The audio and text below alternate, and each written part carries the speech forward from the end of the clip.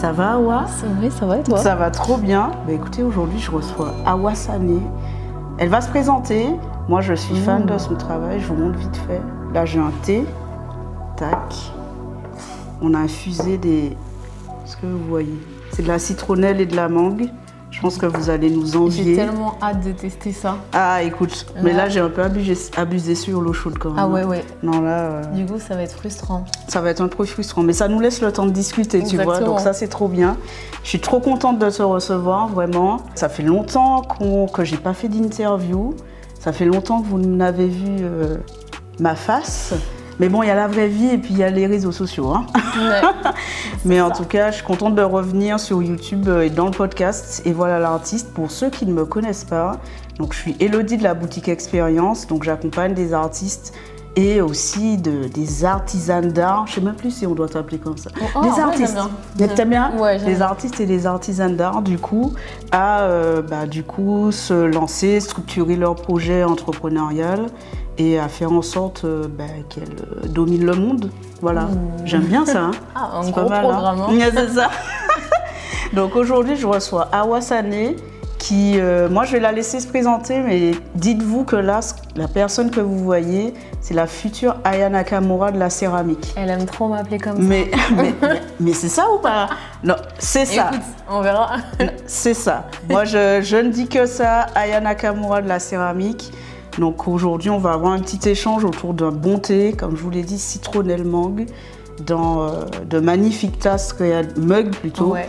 Réalisé par Awa, on vous l'a montré vite fait, mais il y a un petit infuseur, une petite coupelle, c'est trop bien.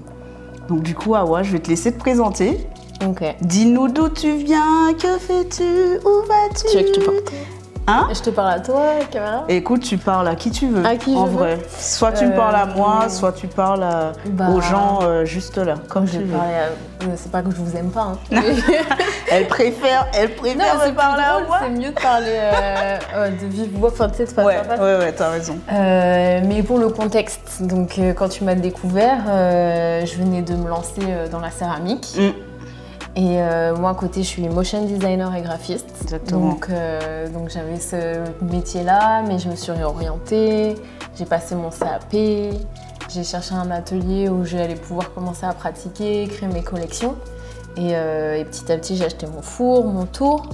Donc pas mal d'investissements et donc ça a pris de l'ampleur. C'est ça. Devenir pro dans la céramique, c'est quelque chose. Et t'es arrivé à un moment trop bien pour m'accompagner dans la... À chaque fois elle dit ça, ouais, j'ai envie de verser ma petite larme. Ouais, non mais c'est vraiment parce que c'est pas simple. Ouais. Et donc il y a des moments où c'est un peu flou, on sait pas où on va. Et d'avoir un regard extérieur qui t'aide dans ton projet, c'était important. Et c'est vraiment arrivé au bon moment pour moi en tout cas. Ok, cool. Et voilà, et depuis, je continue. Ça, je pense que ça m'a donné encore plus de force pour continuer.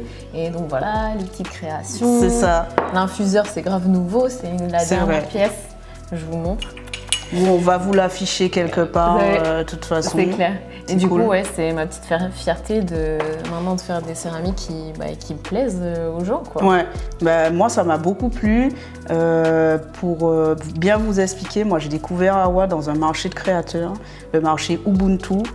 Cœur sur les meufs qui font de l'assaut Je consomme noir. Sans vous, j'aurais pas découvert plein de gens. Et sans elle, notamment Lindsay qui m'a contactée et qui a vraiment insisté pour que je participe au marché. Et voilà, grâce à elle, j'ai pu le faire. J'ai rencontré beaucoup de clients hyper cool. Enfin, je discute toujours un peu avec tout le monde. Et voilà, j'ai rencontré Elodie aussi à ce marché. Donc, gros cœur. Vraiment, il faut... On vous donne de la force de loin. Grave, vraiment. Que vous continuez encore pendant des années. Et c'est vrai que durant ce marché-là, c'était en début d'année. Début d'année 2024 à peu près. Et en fait, déjà, moi, je t'avais repéré déjà sur la page du marché. Je me suis dit, mais elle là, il ou elle, je ne sais pas. Pour le coup, en fait, c'est pas pour ni dénigrer ni quoi que ce soit, mais moi tu m'as sauté aux yeux. Et même dans le marché, en fait, avec ton stand hyper coloré, avec plein de petites pièces et tout, plus ou moins fortes, parce que du coup, on vous a parlé des tasses, de l'infuseur, mais Awa, elle fait des vases, elle fait de la vaisselle, elle fait des lampes. elle fait des trucs de ouf. Et en fait, moi, dès que je l'ai vue, bon déjà, moi, clairement, quand j'ai un coup de cœur, je réfléchis pas trop, j'ai acheté direct. J'ai acheté 2 mugs, pas de la couleur qu'on vous a montré parce qu'il y en a plein. Là, c'est un petit couleur pamplemousse. Moi, je suis fan de bleu, donc j'ai pris du bleu marine, donc ça, c'était trop cool. Et en fait, ça m'a sauté aux yeux et je me suis dit, mais en fait, cette meuf, en fait, ton travail s'apparente à ce que j'appelle du luxe semi-luxe. C'est-à-dire que c'est tellement élégant, c'est tellement fin, en fait, qu'on te voit juste soit dans des hôtels, dans des restos. Si des hôtels et des restos nous regardent, on va mettre son contact. N'hésitez pas à regarder ce qu'elle fait, mais vraiment, c'est la finesse, l'élégance et la couleur, en fait. Et du coup, ça fait plaisir. Non, mais franchement, c'est avec vraiment beaucoup de sincérité que je dis ça. Dis-nous comment tu as commencé dans la céramique, comment tu t'es... Moi, je connais toute l'histoire, mais eux, ils savent pas. Ils savent pas, du coup. Comment tu t'y es replongé, comment, du coup, de part aussi... ton grand-père t'a redécouvert certaines choses en lien avec ton histoire. Dis-nous tout. La céramique, pour toi, du coup, quelle place elle a et comment tu l'as réintégrée dans ta vie? Bah ouais, la céramique, ça a une énorme place dans ma vie. J'ai commencé à 13 ans. Donc, parce que je viens d'une famille d'artistes et de gens qui sont dans le manuel. On fait beaucoup de choses de nos mains. D'accord. Et donc, depuis petite, je fabriquais plein de trucs en carton, en ci, en ça, avec des choses que j'avais sous la main. Trop bien. Parce que ma mère nous a enseigné ça et donc c'est une habitude que j'ai prise. Et donc j'ai toujours testé en atelier loisirs plein de sortes d'activités différentes. J'ai fait des marionnettes géantes en papier mâché. C'est vrai. J'ai fait du plâtre, donc de la sculpture, le travail de tout simplement juste de la pâte à modeler, enfin tout plein de choses comme ça. Et la céramique c'est venu petit à petit. Donc j'ai commencé à 13 ans, activité le mercredi après-midi. Et j'ai adoré.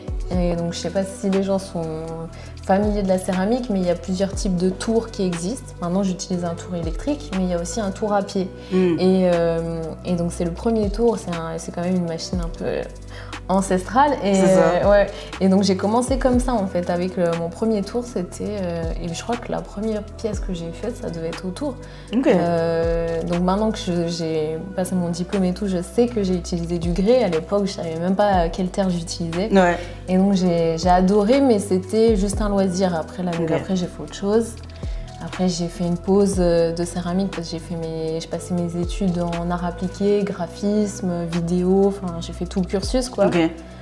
En troisième, je me suis quand même posé la question de est-ce que je m'oriente dans l'artisanat d'art. Donc très tôt au final. Très tôt. Quand même assez tôt. Parce que moi, je n'avais pas envie d'aller en bac général, je voulais aller en bac pro. Donc j'ai hésité. Et à l'époque, j'hésitais surtout avec la joaillerie. D'où le côté luxe dont tu parles, c'est une inspiration depuis toujours. C'est que moi, j'aime les belles choses, j'aime la finesse, l'élégance. Et donc, naturellement, la joaillerie, moi, ça... Et mes yeux, ils pétillent, j'aime trop. Comme mes yeux ont pétillé en voyant ce que tu fais, c'est clairement ça. Et donc à ce moment-là, ma mère, elle m'aidait beaucoup dans cette réflexion. J'ai eu la chance de faire mon stage de 3e à la Manufacture de Sèvres. Donc la Manufacture de Sèvres, c'est un lieu emblématique en France. Une institution de la céramique. Donc comme quoi, même mon stage de 3e, c'était déjà dans la céramique. C'était déjà high level en plus. Et sans le vouloir. Enfin, j'ai juste eu la chance parce que... de par ma famille, mon arrière-grand-père était sculpteur et il a eu un moment une collab avec la Manufacture de Sèvres. Donc dans ma lettre de motivation, j'en ai parlé, j'ai appuyé sur ce petit facteur-là pour essayer d'avoir des chances de mon côté et puis ça a fonctionné. Trop bien. Donc j'ai fait, c'est juste une semaine dans le service décoration. Donc je posais sur le bord des assiettes des frises des dessins en or. Donc c'est des arabesques, des dessins un peu floraux, des choses comme ça. Donc je les ai posés sur la porcelaine. Après il fallait j'ai plus exactement tous les termes, mais révéler l'or, parce que l'or au départ est noir et après en polissant, faut révéler la couleur. Voilà, c'est ça. Donc avec la gatte, ça vient révéler l'or et tout. Donc plein de techniques que j'ai appris à ce moment-là, et donc c'est différent de ce que je connaissais de la céramique, mais c'était tout aussi cool. Mais encore une fois, c'était qu'un loisir et moi j'étais plus sur la joaillerie. Ouais. Sauf que à ce moment, donc pendant la formation, pendant mon orientation, je me suis renseignée sur les métiers, donc joaillerie, un peu la céramique, mais je connaissais que via l'Institut de la manufacture de Sèvres. Et c'est dans ces deux métiers-là bien classiques, tu t'orientais à chaque fois pour un seul type de métier à l'intérieur de toute la chaîne. Soit t'es que en joaillerie, t'es que sertisseur, soit t'es polisseur, et sauf que moi j'avais envie de faire la pièce de A à Z. Faut que c'est revenu. Donc l'artisanat, c'est pas facile d'en vivre, donc mon choix d'orientation, c'est plus orienté vers les arts appliqués, le graphisme, qui est un peu la voie safe, plus facile pour avoir des débouchés professionnels. Donc j'ai fait ça jusqu'à BTS, après j'ai passé ma licence et donc j'ai commencé, après j'étais fille au père, je suis revenue et en revenant, en commençant à travailler, ça me manquait d'avoir un métier, de faire une activité manuelle. Donc j'ai repris la céramique en 2017. Après tout le cursus scolaire.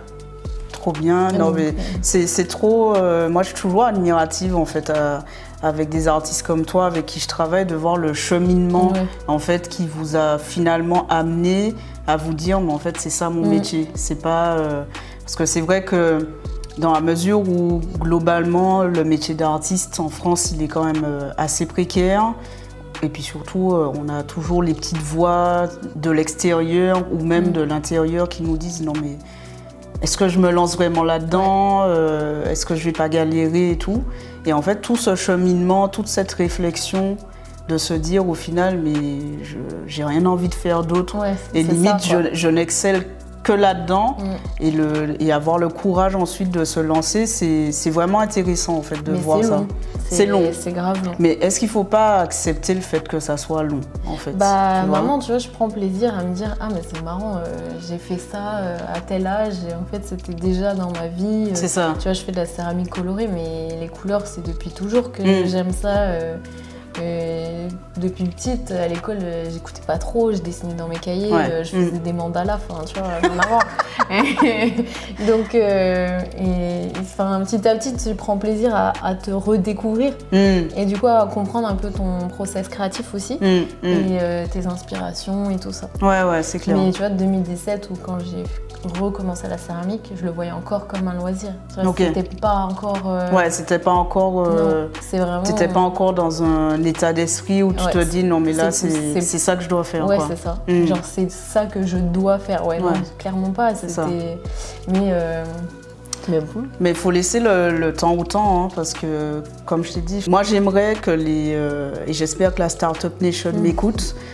Pour moi, les artistes actuellement, les personnes comme toi plutôt, qui s'orientent vers des métiers safe, que ça soit dans le monde de l'art ou autre, et qui y reviennent, pour moi c'est vous en fait les entrepreneurs de demain en fait, parce que on voit toujours le monde de l'art comme étant attaché à la peinture, à la sculpture, alors qu'en fait quelqu'un comme toi qui est céramiste et artiste, un cuisinier et artiste, un fleuriste et artiste, et toutes ces personnes-là en fait retournent à ces métiers-là tôt ou tard, parce qu'ils ont une histoire familiale, une histoire personnelle qui les raccroche à ça en fait. Donc, ça te fait vibrer quoi. C'est ça, t'as tout dit. C'est ta passion et tu peux pas même lutter contre. Exactement. Mais du coup, ça m'amène une question que je pose souvent. C'est pour toi, c'est quoi l'art en fait? Quelle place a l'art dans ta vie? Tu as déjà un peu répondu là, mais du coup, l'art pour toi, c'est quoi? C'est vraiment la question que je redoute. Et que je pose. J'aime pas. Parce que définir l'art, je trouve ça grave difficile. Mais là, c'est ta propre définition en vrai. Parce que là, limite, j'aurais pu ouvrir Wikipédia ou Ouais, le c'est Robert, sûr, tu ouais. vois. Et moi, l'art, je pense que tellement, voilà, par ma famille, il y a des peintres, des sculpteurs et tout. Je suis tellement, je suis née dedans que c'est quotidien. C'est ton quotidien. Ouais, c'est mon quotidien parce que moi, j'aime beaucoup l'art de vivre, tu vois. Genre la maison, comment tu Enfin, d'avoir tout ce process un peu intéressant de bien-être et tout. Pour moi, c'est une manière de faire et tout ça, c'est artistique aussi, tu vois. Donc, je dirais, comme tu as dit, c'est du au quotidien. C'est ta vie, quoi. Mais ouais, c'est la quotidien. créativité. La créativité, ça a été un grand questionnement dans ma vie, dans mon process d'études. Il y a beaucoup d'années où je me considérais étant pas quelqu'un de créatif, tu vois. What? On entend des trucs dans ce podcast.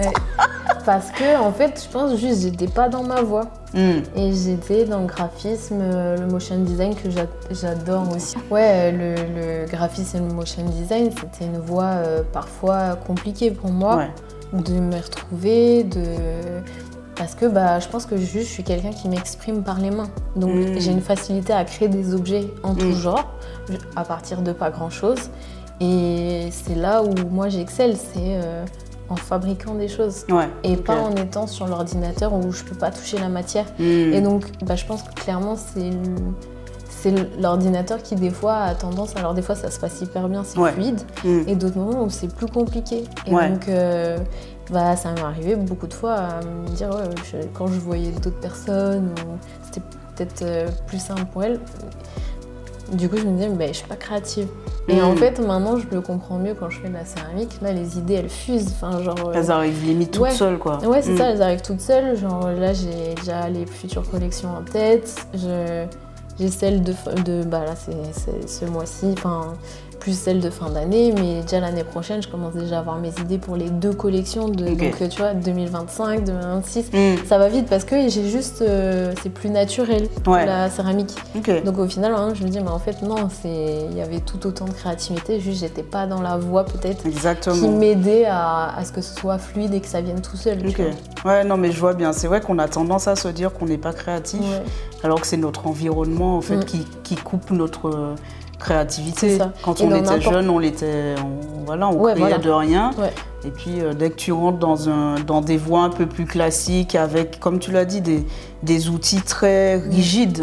Un PC, c'est rigide, quoi. Ouais, après, c'est aussi le système, l'école, le système français. C'est ça. Qui fait, tu sais, t'es dans des moules, des machins, et du coup, tu perds un peu ta lumière, quoi. C'est ça, exactement. Et donc compliqué ça. Donc j'avoue, je me questionne pas de fou sur qu'est-ce que c'est l'art, mais par contre, la créativité, ça a été des grosses remises en question. D'accord, ok. Non, mais très clair. Tu as parlé très rapidement de tes collections. Du coup, tu fais grosso modo 2 grosses collections par an. C'est une femme de collection, hein. Je suis une collectionneuse et c'est une femme de collection. Donc du coup, avec aussi des fois un petit bonus genre à la Saint-Valentin et tout. Et comment du coup tu es amenée à justement imaginer ces collections? C'est quoi tes inspirations? Moi je sais qu'en général tu pars de quelque chose dont tu vas nous parler et puis après tu crées à partir de ça. Qu'est-ce qui t'inspire au quotidien justement, vu que l'art est ton quotidien, à faire tout ça? Énormément la nature. Vraiment c'est le numéro 1 dans mon inspiration. Je regarde le mousse. Ouais, c'est ça. Et puis des bouquets de fleurs, tu sais, souvent dans les villes, il y a toujours des parterres c'est vrai. floraux. De plus en plus, Et ils font un travail incroyable. Mais donc la nature principalement. Parce que les couleurs que moi j'aime beaucoup, je les retrouve dans la nature, tu vois, du rose, du vert. Ça va vite. C'est ce qui peut-être me touche le plus. Donc, et que j'utilise le plus comme source d'inspiration. Mais après, ça va être d'autres choses. Ça va être des souvenirs de voyage, mes origines. Mon père, il est malien, ma mère est française. Et voilà, ce que je faisais quand j'étais petite. En fait, vraiment, ça peut être un truc très très minime, mais juste j'ai envie de bosser dessus. Tu vois, l'autre jour, je me disais, j'ai envie de bosser sur l'eau, le feu, la terre. Et du coup, ça part juste de ça, mais après, les idées pop, je me dis, bah tiens, peut-être faire une collab avec des artistes qui représentent cet élément. Tu vois, ça, c'est un truc que j'ai envie de faire. Donc voilà, et quand c'est comme ça, je les note, mes idées. Et en fait, c'est pas plus simple que ce sera la collection de 2024, 2025, suivant comment je le sens et tout ça, tu vois. Puis aussi en lien avec ta créativité du moment, quoi. Exactement. Et là, je vais parler pour moi de sa collection phare. Moi, je l'appelle comme ça. Ta collection Cori, du coup. En fait, cette inspiration, elle est forcément venue de tes origines maliennes, etc. Mais comment t'en es arrivé à te dire...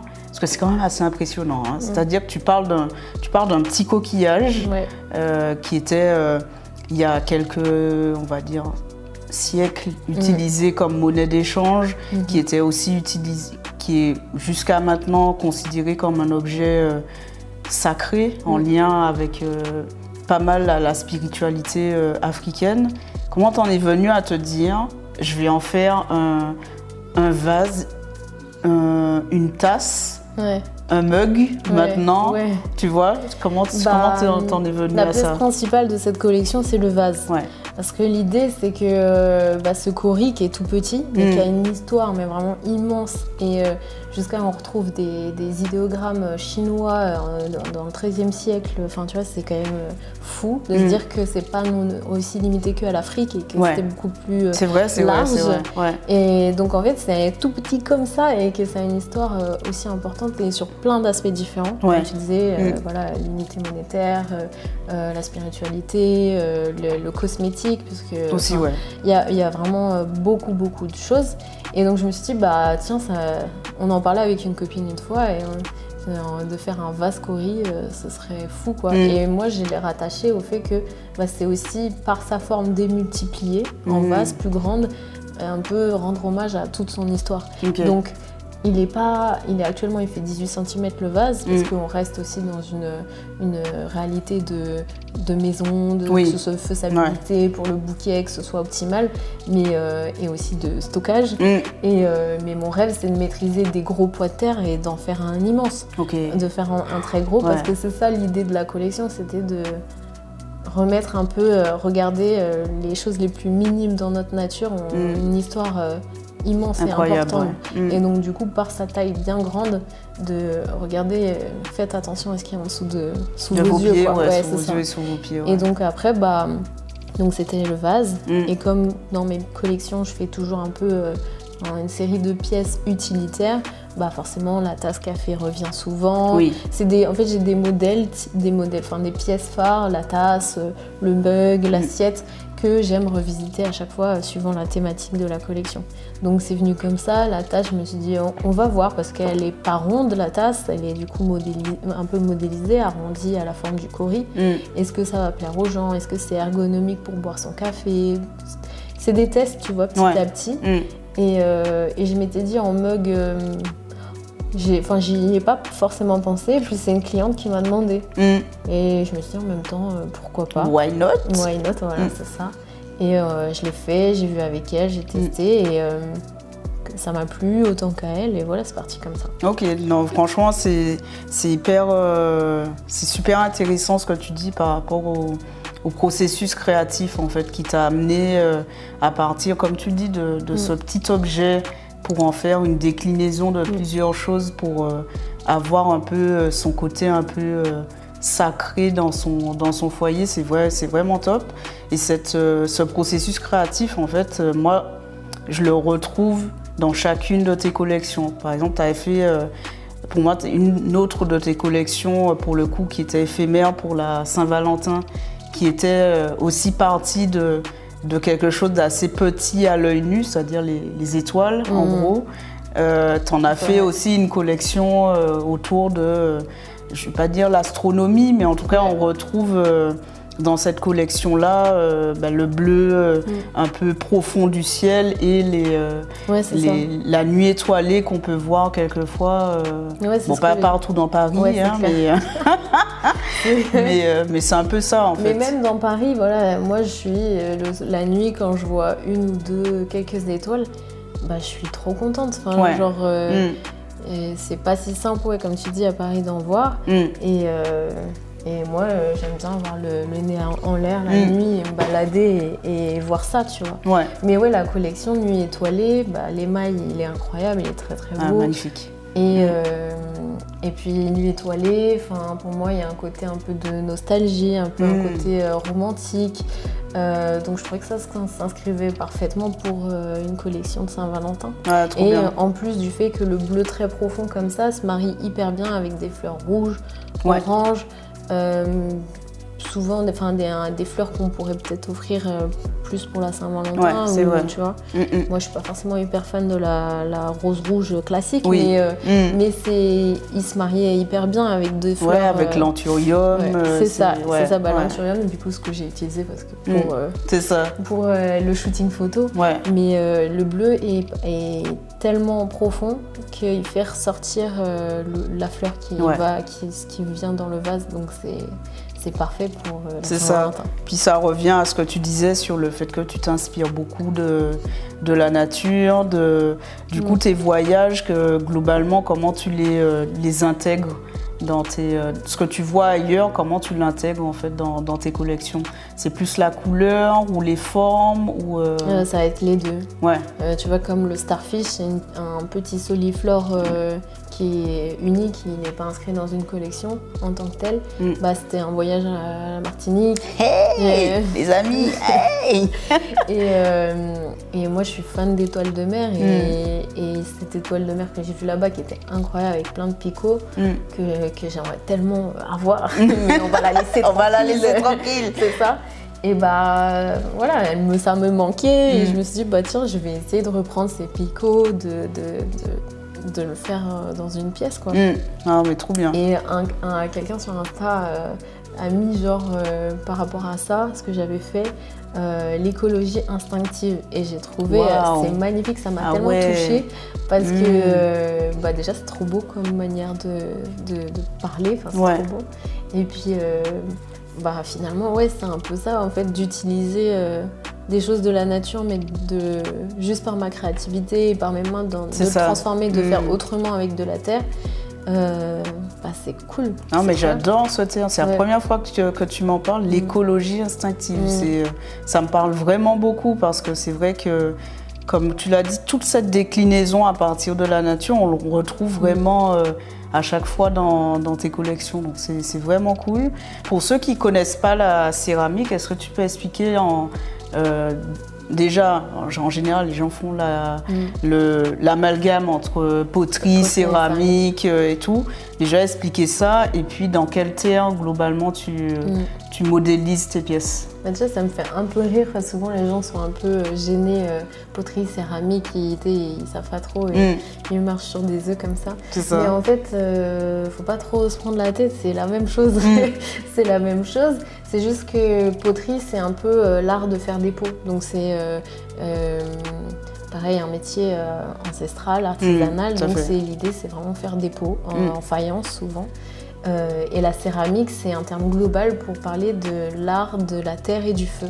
Donc ça englobe tout, c'est vraiment, t'as fait ta pièce, tu l'as émaillée, elle est cuite. Mais après, c'est un terme qui est maintenant fourre-tout. Qui est galvaudé. C'est ça. Mais voilà, poterie, céramique, moi, qu'on me dise l'un ou l'autre, c'est pareil. Bonnet blanc, blanc bonnet. Pour moi, en tout cas, c'est pareil.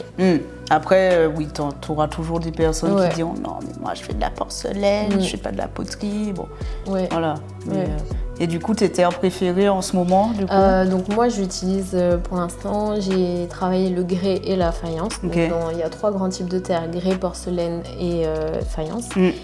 Et donc chacun a ses caractéristiques différentes évidemment, mais moi ce que j'aime utiliser c'est la faïence, globalement, parce qu'avec ça je vais pouvoir avoir des couleurs très vives. Ça a eu cuit à moins haute température, donc je cuis vers 1100 degrés, voilà, pas hyper haut.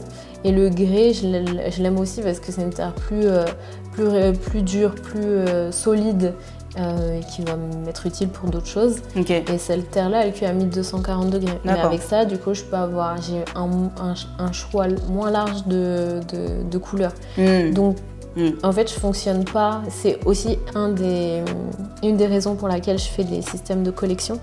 C'est pour pas bloquer ma créativité. Je comprends. Parce que au tout début que je me suis lancée, si on me demandait c'est quoi ton style artistique, là tu vas faire une série de pièces et ça va être ta signature et pour le reste de ta vie. On s'ennuie quoi. Bah déjà que tu es sorti de ça quand tu as découvert du coup la joaillerie où on devait se spécialiser dans un truc, c'était pas pour t'enfermer de nouveau dans autre chose. Et puis même le fait de me dire il faut que je trouve ma signature, c'est un grand mot. C'est ça. Et du coup ça bloquait toute ma créativité. C'est ça. Et moi je veux pas m'ennuyer, je m'ennuie très vite. Donc je me suis dit un peu comme les stylistes ou les couturiers, surtout les couturiers. Encore une fois, une inspiration plutôt du luxe. Tu vas faire 2 collections par an. C'est ça. Printemps-été, automne-hiver. Retenez l'idée, chers artistes. Faire des collections pour ne pas s'enfermer dans un style particulier. Et donc, ça m'a, pour moi, sauvée parce qu'à partir de là, c'est là où j'ai commencé à avoir plein d'idées pour les années à venir, tu vois. Et que, en tout cas, pour l'instant, fonctionne pour moi. Il y aura peut-être d'autres problématiques sur le réassort et tout ça. Mais ça me permet d'avoir la maîtrise sur ce que j'ai envie de faire. Et voilà, si à un moment j'ai envie d'arrêter telle pièce, j'arrêterai. C'est ça. Et si j'ai envie d'explorer une terre noire, je le ferai. Tu vois, donc c'est pour ça que en fait je fais une collection et par collection je vais choisir la terre qui est importante par rapport à ce que je veux faire.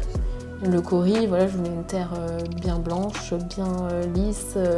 Je vais en magasin, je vais essayer de trouver la teinte qui m'intéresse. Après, je m'étais dit un peu plus de texture, ce serait intéressant.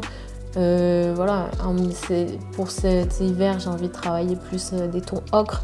Donc, je vais partir sur une faïence qui est un peu plus rouge. Tu vois, donc c'est pas du tout pratique, c'est beaucoup d'organisation pour pas mélanger les terres parce que si on mélange les terres au four, il peut y avoir des petits problèmes ou des gros problèmes.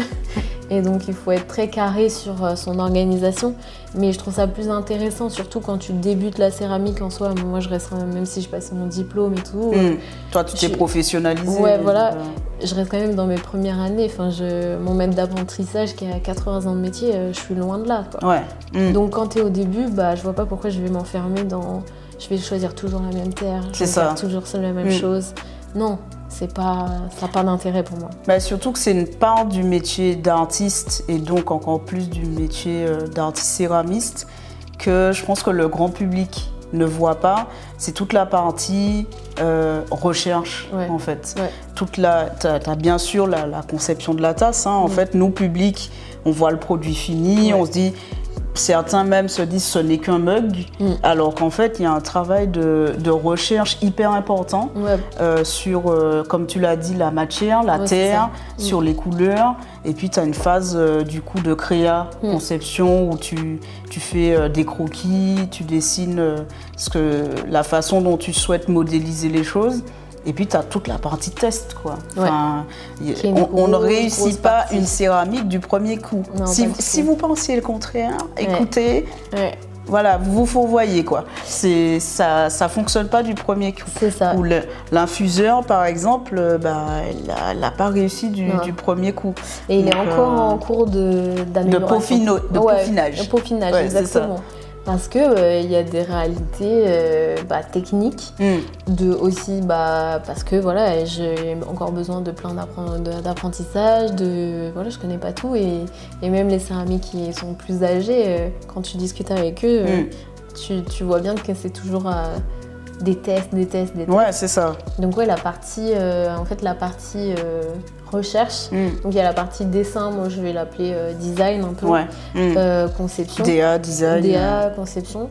Là je suis vraiment crayon à papier, donc là c'est les réflexes forcément du graphisme, dessin à la main, recherche, mood board, faire des tableaux de tendance vers où j'ai envie d'aller. Ouais. Après, il y a bien sûr en amont de tout ça le point de départ, l'idée.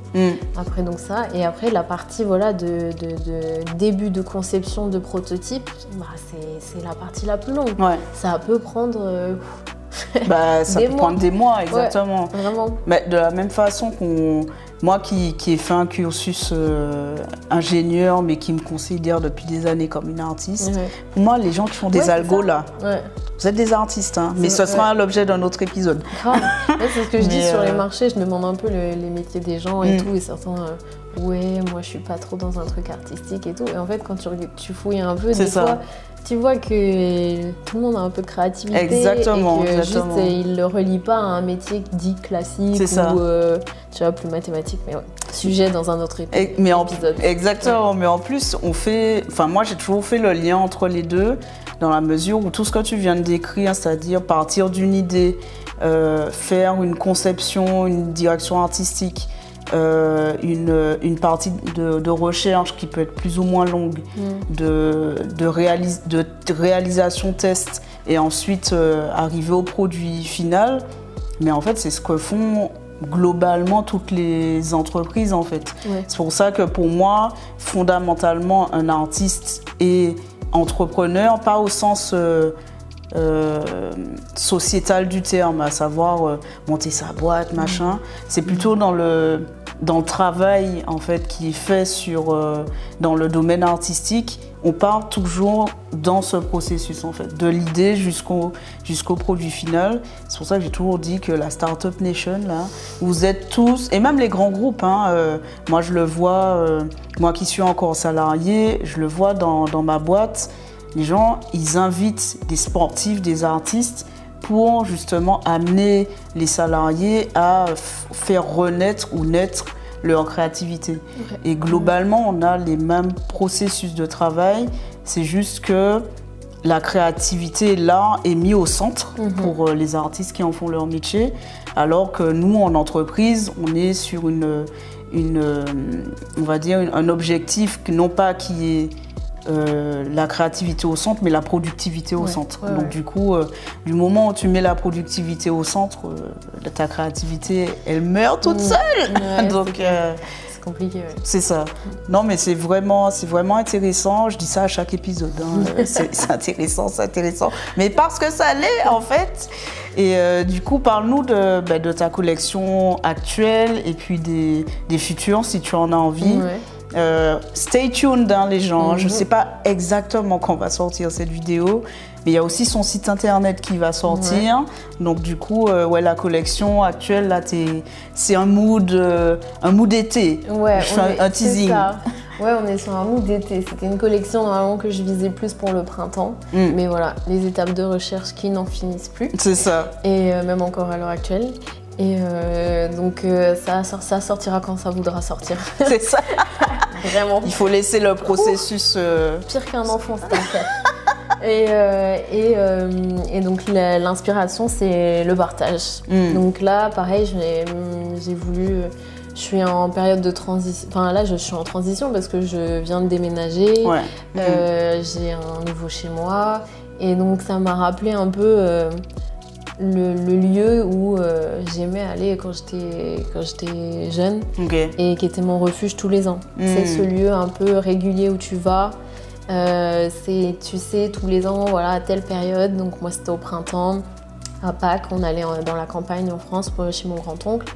Et donc, c'est un lieu qui me faisait énormément de bien. Donc, mon grand-oncle est décédé, la maison ne fait plus partie de la famille. Donc, c'est le genre de lieu où tu fais un peu ton deuil aussi. C'est assez bizarre de faire le deuil d'un lieu. Ouais, c'est vrai. Des fois, c'est le lieu, la personne, c'est un peu tout, quoi. Et donc, il y a peu de temps, j'ai fait aussi une thérapie. Et dans des moments de méditation, ma psychothérapeute me demandait quel est le lieu qui te vient en tête où tu te sens bien. Et donc moi, c'est ce lieu-là qui est revenu tout de suite. Voilà, c'est ça. Et donc j'avais envie de rendre hommage à ce lieu-là au moment où moi, je suis en train d'établir mon nouveau foyer et que je veux me sentir aussi bien que je me sentais dans ce lieu, tu vois. Donc je me suis dit, je vais partir de ça. et quels sont les éléments qui me rappellent ce lieu. Donc comme on y allait à Pâques, bah, il y avait énormément de prés, de champs de pissenlit, donc du vert, du jaune. Et ma grand-mère, elle adore ramasser les pissenlits du coup dans les champs, et on devait quand même manger sa salade de pissenlit là un peu souvent. Et c'était pas forcément, c'est un peu costaud le pissenlit en l'herbe, tu vois. Et donc quand on la voyait ramasser ça, enfin bref, c'est des souvenirs qui sont à la fois drôles, qui sont voilà, c'est de la nostalgie clairement. Et donc je me suis dit, bah, je vais choisir les couleurs qui me rappellent ce lieu. Donc vert, jaune, surtout la star. D'habitude, moi je suis pas très jaune. On m'a beaucoup demandé, est-ce que tu as des pièces et tout, et à chaque fois j'étais en mode non. Non, j'ai pas de jaune. Et j'ai pas de jaune. Bah là, en fait, là j'ai envie de faire du jaune. Et du coup, parce que ça me rappelle le pissenlit et donc tout ce processus. Et donc ça, et à partir de là, bah, il a fallu chercher les couleurs, tester les couleurs, ce qui existe dans le commerce, ce qu'il faut créer, adapter. Et donc les formes, donc ça c'est la partie couleur. Et pour les formes, bah, encore une fois, inspiration de la nature. Et simplement juste un brin d'herbe en fait. C'est clairement ça l'inspiration. C'est que sur le haut d'un brin d'herbe, c'est toujours un peu refermé en pointe. Oui, c'est vrai. Et c'est ce que je voulais sur les formes de cette nouvelle collection. Qu'il y ait un effet élégant sur le haut qui finisse en pointe. Donc c'était l'idée de départ. Et pourquoi le partage l'été et tout ça, c'est que bah, on avait un peu la balade quotidienne. Et après à 17h, on se posait dehors, soit on faisait le thé, soit un début d'apéro, en famille, avec des amis qui passent. Et voilà, c'est pour moi aussi le foyer, bah, c'est être entouré des gens avec qui tu te sens bien. Donc voilà. Et le jaune, ça rappelle le soleil, ça rappelle l'été, donc c'est un peu tout ça, c'est un printemps-été et entre amis quoi, et famille. C'est ça. Donc le choix des pièces est venu de là. Faire un saladier, faire un plat pour peut-être une quiche, faire des bols apéro, avoir un gobelet qui est pratique pour boire à la fois soit son thé, soit la citronnade, faire un pichet. Enfin un peu des pièces que tu te vois utiliser pour ces moments où tu dresses la table. Ces moments conviviaux. Exactement, avec, exactement. Bon, vous l'aurez compris, Awa, elle met de la joie dans vos foyers, quoi. On veut ça, on se souhaite tout ça. Donc moi, j'essaye d'apporter ma part. Exactement. Ben, personnellement, elle apporte une grosse part. Hein. Ne serait-ce que le matin, quand je me lève, mon petit thé, c'est un vrai rituel en fait de se préparer de bonnes choses, que ce soit des choses simples comme un thé ou un déjeuner, un dîner, ou quand on reçoit, comme tu l'as dit, avoir de belles pièces de beaux objets qui nous permettent de le faire, ça rajoute en fait à l'expérience une dimension encore plus amplifiée en fait. C'est ce que je veux. Et que ce soit aussi pratique dans le quotidien des gens. C'est ça. Et voilà, et de la couleur. Parce que, en vrai, ce qui existe dans le commerce, pour moi, c'est pas quali, c'est pas coloré, c'est pas les teintes qui me font plaisir. C'est ça. Et voilà. C'est ça, exact. Et pour toutes les... Du coup, ça fait un parallèle avec une question que j'ai. C'est vrai que on va dire qu'on aime l'artisanat de façon générale en France, mais c'est vrai que vu que les pièces sont de plus en plus standardisées chez nos amis, Action, Ikea, ou bien même dans les commerces de façon générale, il y a des personnes qui peuvent avoir, on va dire, qui peuvent être un peu craintives par rapport à la céramique en se disant « Ah, mais c'est fragile, ah, mais je vais casser ». Ah, mais ça va fuir. Ah, pour les plus fous d'entre eux, ah, on en connaît, qui se disent ça va me rendre malade. Comment tu pourrais... on en rigole parce que c'est une private joke. On a connu, elle a connu surtout, voilà, on va pas s'étendre, mais on souffle. Nous soufflâmes. Nous soufflâmes. Mais oui, il y a des gens qui ont des espèces de craintes. Vu de toi, qui ne sont pas justifiées parce que tu connais les matières, mais comment tu pourrais rassurer les gens quant à la durabilité et à la fiabilité de tes pièces, pour le coup? Non, c'est sûr qu'une pièce, c'est fait à la main. Et en fait, vu que moi, en plus, j'essaye d'en faire Le but, c'est que les gens se fassent plaisir. Donc, tu t'attaches émotionnellement un peu à la pièce. C'est ce que j'ai envie chez les gens. Donc, bien sûr que quand elle casse, t'es triste. Ça, c'est sûr. Moi-même, je suis la première à lâcher une petite larme. Tu vois. Donc, c'est compliqué. Mais j'utilise des matériaux, le grès et la terre qui est la plus pratique pour la vaisselle. Parce qu'elle est solide. Par exemple aussi pour des vases, elle supporte le gel, donc si tu mets un vase dehors, il se brisera pas en hiver par exemple.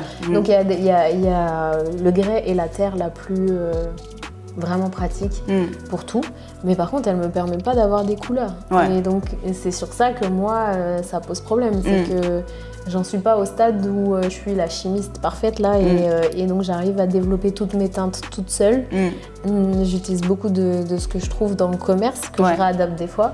Mais donc pour avoir de la couleur, il me faut de la faïence. Et la faïence, elle est pratique pour d'autres choses. Elle est aussi plus légère, elle est plus... C'est vrai. Mais c'est vrai qu'elle est un peu plus fragile. Donc il faut en prendre soin. Mais ça n'aura jamais une pièce dans le commerce n'aura jamais autant de charme que si elle est faite à la main, parce qu'elles sont toutes un peu uniques, avec des motifs différents, des coups de pinceau qui sont pas les mêmes. C'est ça. Donc c'est le charme du fait main, quoi. C'est ça. Puis je pense aussi qu'il faut rappeler aux gens de la même façon qu'on a une mouvance qui souhaite qu'on se rapproche un peu plus de la nature, cette mouvance-là, il faut l'avoir aussi chez nous, dans le sens où ce qu'Awa fait, en fait, part de la Terre. Et c'est pas au sens la Terre, la planète, c'est vraiment le matériel, le matériau, quoi. C'est de la vraie terre qui est travaillée. En plus, tu n'utilises pas des mailles toxiques avec des éléments parce qu'il y a des émaux avec du plomb qui ont des couleurs intéressantes des fois. Mais c'est du plomb, quoi. C'est du plomb, donc pas safe, quoi. Donc moi, je prends j'élimine tout direct ces couleurs-là, parce que je fais principalement de la vaisselle. Peut-être que j'en utiliserai, par exemple, pour un vase, ou surtout un pied de lampe, ou des choses comme ça. Quelque chose de plus décoratif. Mais pour la vaisselle, non, j'essaye de faire attention. Mais j'ai très peu de fournisseurs. Enfin, j'en ai 2 principaux. J'ai confiance, tu vois.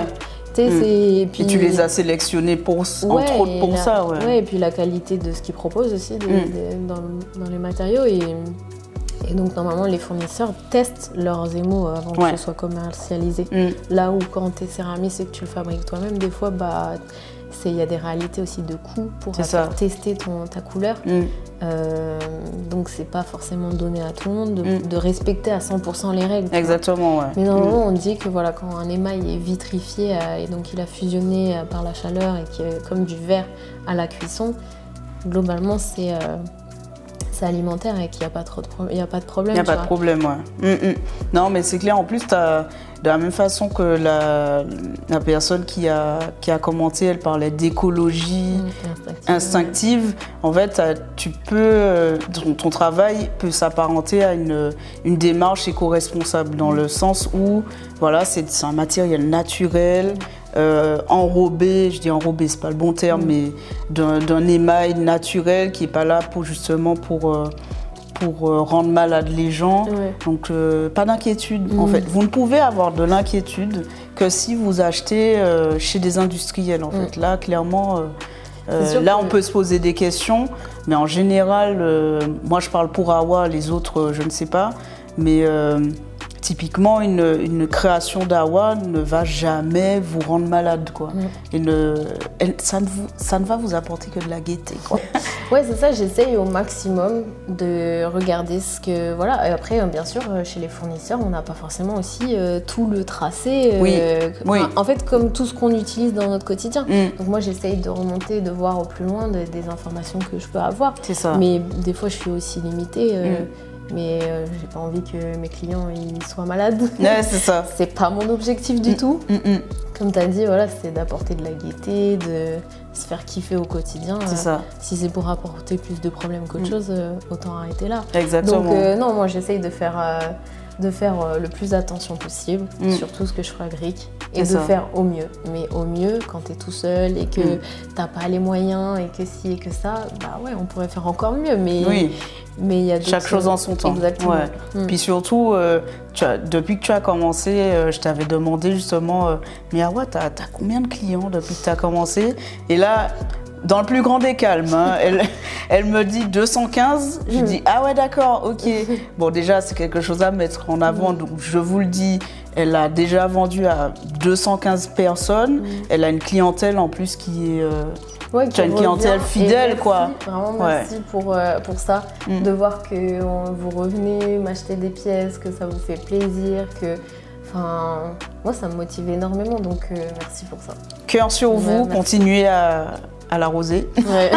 Mais voilà, les 215 personnes, t'en as aucune qui s'est retrouvée à l'hôpital, quoi. Non, bah. Donc, juste pour fermer ce chapitre-là, personne n'a été malade, n'en est sorti malade, tout simplement. Donc ça, c'est à souligner. Je tenais vraiment à faire cette petite parenthèse là-dessus parce que oui, il y a beaucoup trop de personnes qui pensent que la céramique, c'est quelque chose de pas fiable, alors que c'est vraiment tout le contraire. Donc c'est cool. Du coup, Awa, qu'est-ce qu'on peut te souhaiter pour la suite là? Bah, que ça prenne de l'ampleur, que là, j'en suis quoi, à ma 2e année depuis le diplôme, donc à mon compte et tout. Bah, je trouve que j'ai déjà des retours tellement positifs, ça fait vraiment, vraiment plaisir. Donc continuer sur cette même lancée, moi ça me va. Surtout qu'il y a des collections qui arrivent, qu'il y a ton site qui va bientôt sortir. J'espère plus de collabs. Parce que c'est hyper cool de pouvoir bosser avec d'autres personnes.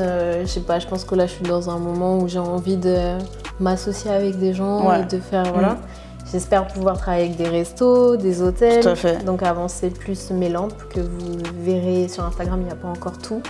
Mais certains ont déjà vu sur TikTok des petits insights. C'est ça, exactement. 2-3 pièces que j'ai pas mis en avant pour l'instant. Mais de continuer sur cette même lancée et que ça prenne de l'ampleur. Et du coup, on peut te suivre où? Sur Insta? Sur Insta, sur TikTok. Voilà, et bientôt la boutique en ligne. Exactement, c'est Insta et TikTok, c'est awa.crea. De toute façon, on mettra tout dans la description, mais écoute, j'ai adoré cette discussion. Ouais, c'est cool. C'était trop cool. Ouais. C'est sa première, elle avait peur, mais je ne mange pas.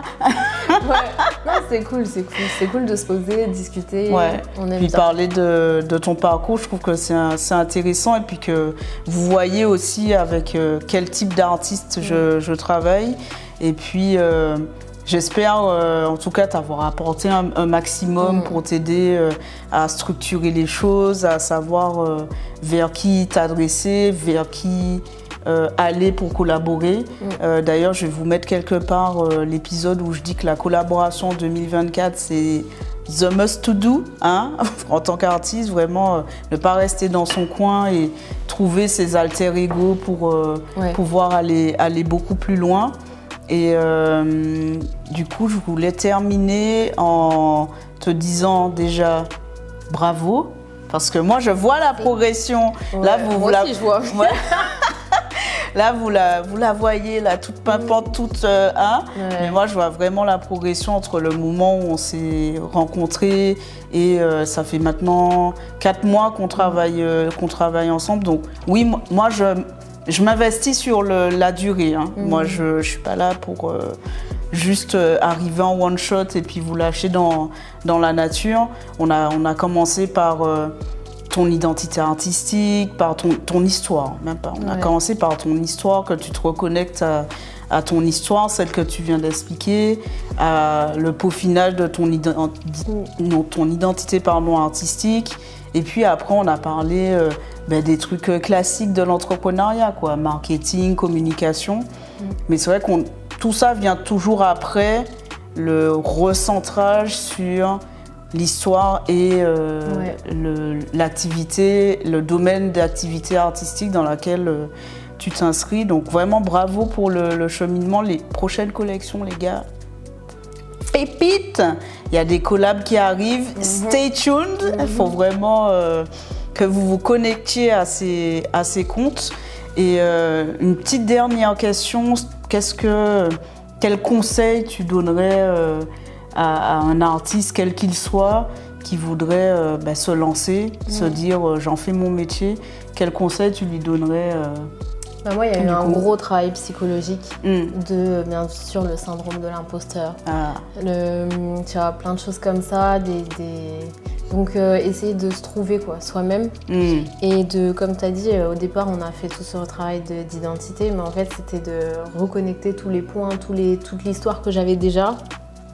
Et de mieux me comprendre, comme on disait tout à l'heure. Ça. Et c'est à partir de là où après, c'est beaucoup plus fluide sur tout le reste, comme tu m'avais expliqué. C'est à partir de l'essence même de qui je suis et ce que j'ai envie de faire. Et après, ça vient presque tout seul, quoi. Il y a des moments bien sûr plus compliqués, mais... Bien sûr, ouais. Mais ouais. Mais même, tu as même des clients, tu sais même pas d'où elles viennent maintenant. Oui.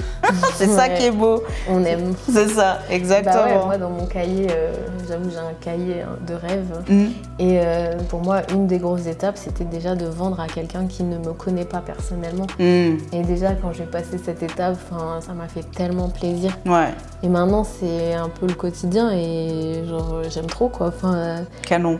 Tu te sens valorisé, tu vois.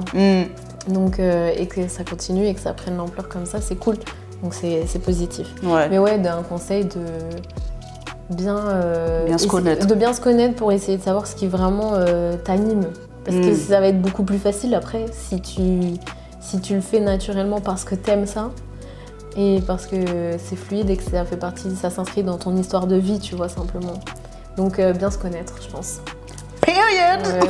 Franchement, à mon avis, je crois qu'on peut terminer là-dessus. Merci beaucoup d'être venu, d'avoir redémarré. Ça va très bien. Est-ce que tu as aimé le petit la tisane incroyable. Attends, j'ai oublié son nom. Je vais mettre le nom de la tisane. C'est citronnelle mangue, là. Citronnelle mangue, franchement. On aime. Moi, je vais m'en refaire un deuxième, tu vois. Ouais, je pense, non, c'était trop bon. Merci encore d'être venu. Merci d'avoir relancé le podcast qui est en faisant de si. C'est normal. C'est ça, c'est le processus. Vous avez compris, c'est le processus créatif. Ça vient pas. Faut l'accepter. Ouais, beaucoup d'acceptation aussi, conseil. Exactement, s'accepter et accepter son processus créatif. Ça, c'est hyper important. Mais écoutez, merci de nous avoir regardés ou écoutés, puisqu'on est également sur, je dis on, mais c'est moi toute seule, en vrai, tu vois. Je parle comme les gens qui ont une agence derrière, genre. C'est nous, en fait, faut le dire. Ouais, on est solo, on fait tout. C'est ça. Tout. Donc, vous pouvez me retrouver sur YouTube, sur les plateformes d'écoute. Donc Spotify, Apple Podcast, Google Podcast n'existe plus, mais l'équivalent, bref. Si vous avez envie d'entendre encore de beaux épisodes à venir, et même les épisodes précédents, n'hésitez pas. Et puis, n'hésitez pas à suivre Awa sur Instagram, sur TikTok. Sa boutique va bientôt sortir. Et moi, je suis sur Instagram, des fois sur LinkedIn. Des fois, je pop des trucs sur LinkedIn quand ça me prend. Et puis, abonnez-vous à la chaîne si vous nous regardez sur YouTube. Ça fera connaître la chaîne. Une petite cloche. Et puis, quand je réapparais, promis, je vais réapparaître plus souvent. Mais quand je réapparais, vous allez passer un super bon moment. Un peu comme moi avec ce petit thé dans ce beau mug. Et on vous dit, je vous dis à bientôt. Pas forcément avec Awa, mais en tout cas avec encore un ou une belle invitée. Merci beaucoup. Bisous, salut.